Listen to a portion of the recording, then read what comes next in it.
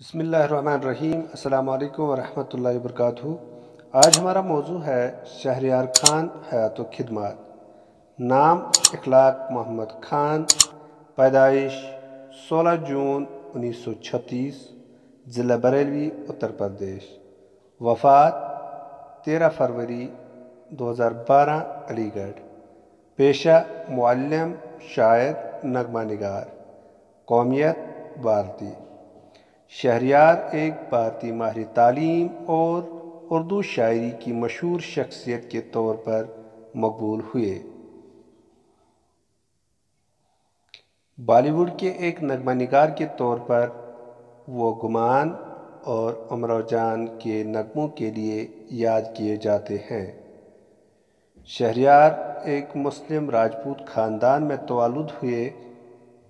والد کا نام ابو محمد خان تھا، جو ایک پولیس انسپکٹر تھے۔ شہریار نے ابتدائی تعلیم ہردوئی میں حاصل کی۔ 1948 عیسوی میں علی گڑھ آئے۔ 1961 عیسوی کو ایم اے کی ڈگری حاصل کی۔ 1996 عیسوی میں علی گڑھ سے پروفیسر اور صدر کی حیثیت سے ریٹائر ہو گئے۔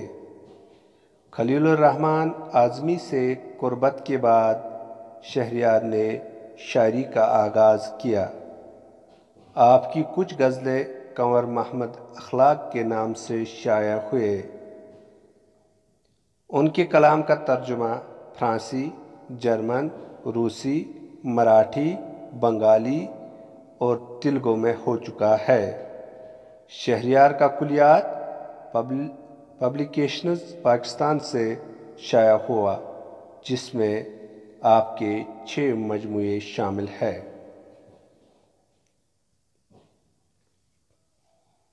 یہی کلیات ہندوستان سے سورج کو نکلتا دیکھوں کے نام سے شائع ہوا ہے۔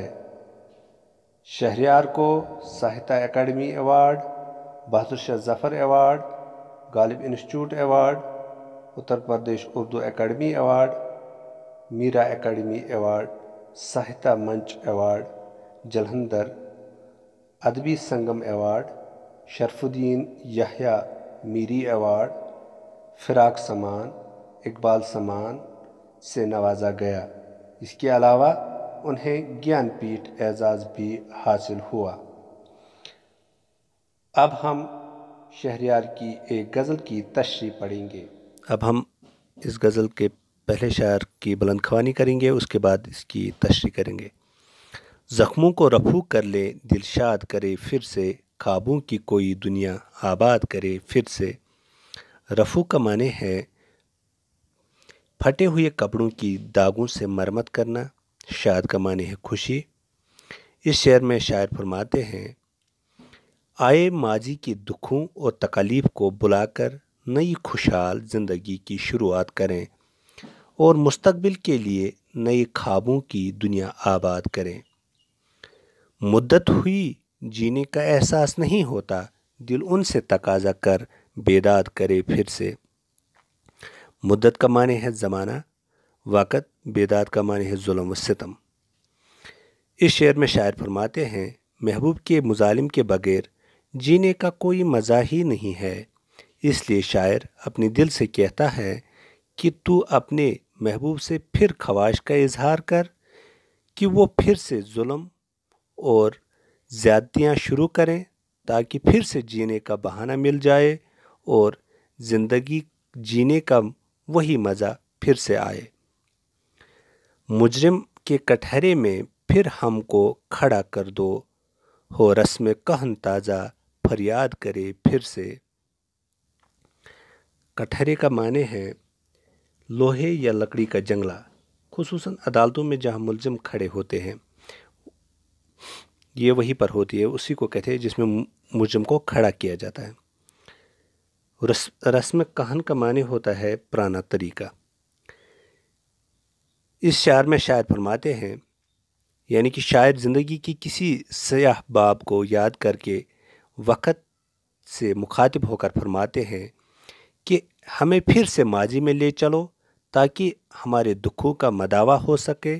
گویا شاعر موجودہ نظام سے مطمئن نہیں ہے اور پرانے نظام کو موجودہ نظام پر ترجیح دیتا ہے۔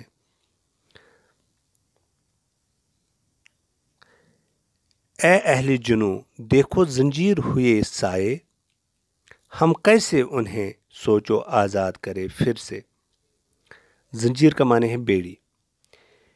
اس شعر میں شاعر فرماتے ہیں، اے ہم عصر دیوانوں، ہم زنجیروں کے سائے میں زندگی گزار رہے ہیں، زنجیروں کے سائے میں قید ہیں، اس لیے ایسا طریقہ کار ڈھونڈ نکالو یا ایسا طریقہ کار کے بارے میں سوچو جس سے ہم پھر سے آزاد ہو سکیں۔